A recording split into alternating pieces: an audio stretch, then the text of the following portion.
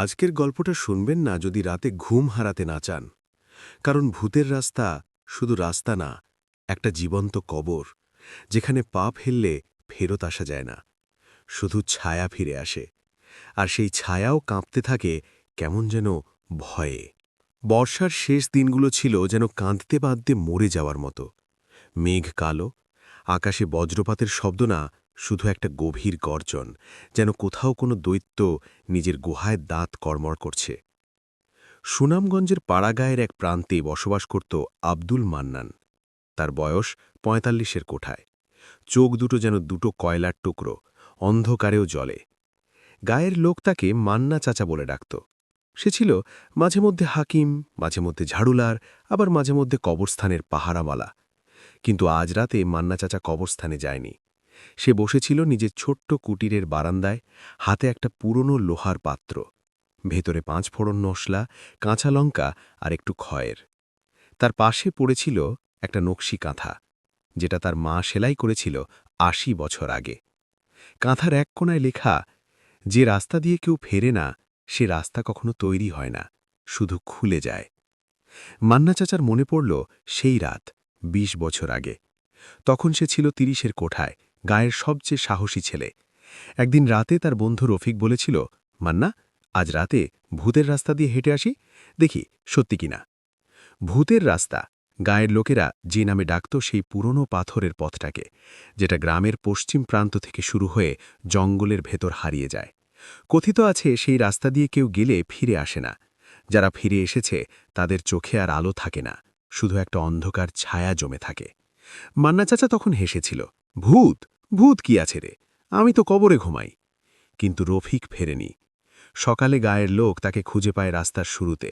মাথা নেই, শুধু গলার নিচে থেকে শুরু হওয়া একটা দেহ, হাতে চেপে ধরা একটা ছোট্ট মাটির পুতুল, যার চোখ দুটো কালো কাজল দিয়ে আঁকা। আজ রাতে আবার সেই রাস্তা নাম করছে, কারণ আজ সকালে গায়ে এসেছে এক অচেনা মেয়ে, বছর ১৬-১৭, চোখ দুটো যেন দুটো জলের ফোঁটা, স্বচ্ছ, কিন্তু ভেতরে কিছু একটা ডুবে আছে। নাম বলেছে তানিয়া।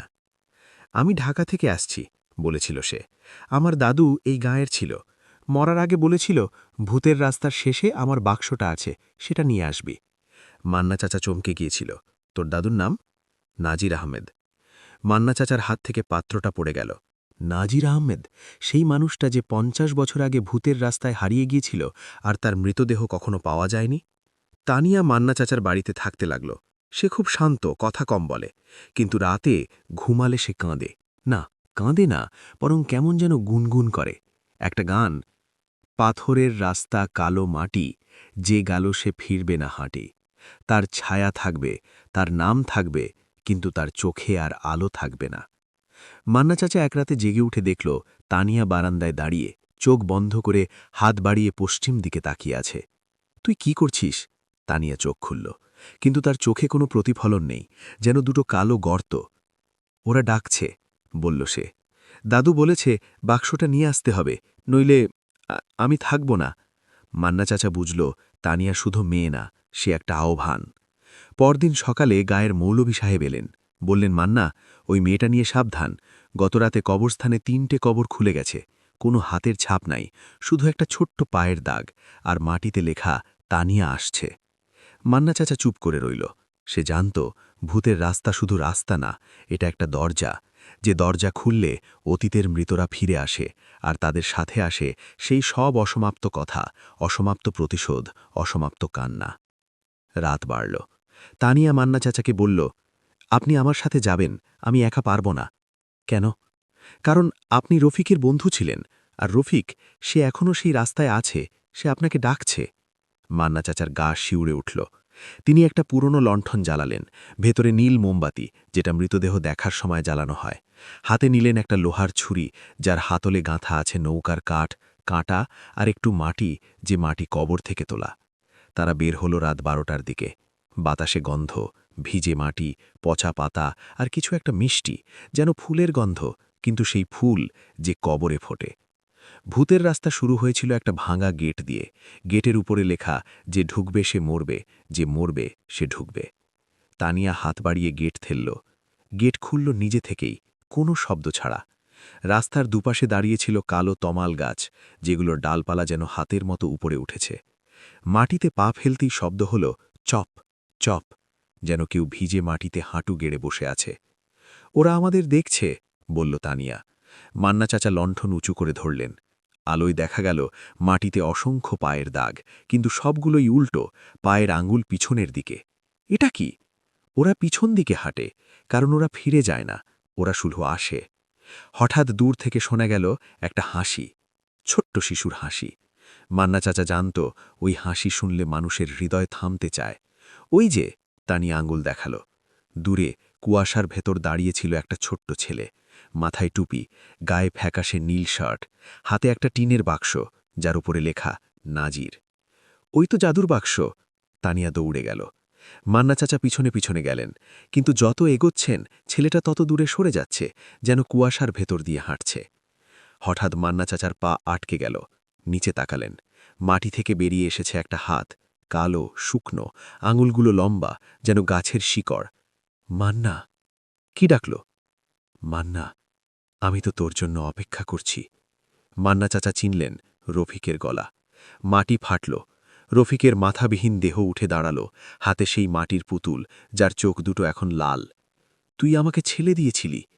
মান্না চাচা চিৎকার করে উঠলেন, কিন্তু তখন তানিয়া ইতিমধ্যে ছেলেটার কাছে পৌঁছে গেছে। ছেলেটা বাক্সটা তানিয়ার হাতে দিল। তানিয়া বাক্স খুলল। ভেতরে ছিল একটা নকশি কাঁথা, ঠিক মান্না চাচার মায়ের সেলাই করা কাঁথার মতো, আর তার মাঝখানে একটা ছোট্ট হাড়, শিশুর হাড়।